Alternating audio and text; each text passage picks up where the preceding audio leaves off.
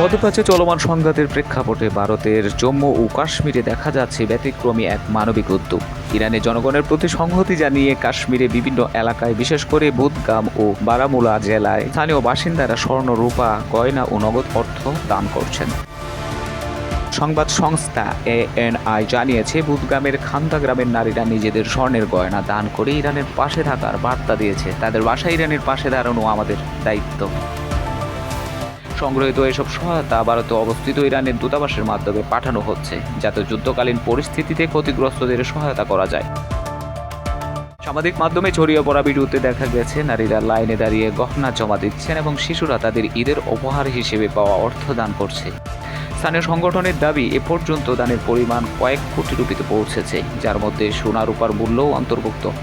এসব সম্পদ নগদে রূপান্তর করে অনুমোদিত চ্যানেলের মাধ্যমে ইরানের দূতাবাসে পাঠানো হচ্ছে। ভারতে অবস্থিত ইরানের দূতাবাস সামাজিক যোগাযোগ মাধ্যমে এই সহায়তার ছবি ও ভিডিও প্রকাশ করে কাশ্মীরের মানুষের প্রতি কৃতজ্ঞতা জানিয়েছে। এক বার্তায় তারা বলেছে, মানবিক সহায়তা ও সংহতির জন্য আমরা কাশ্মীরের উদার মানুষের প্রতি আন্তরিকভাবে কৃতজ্ঞ।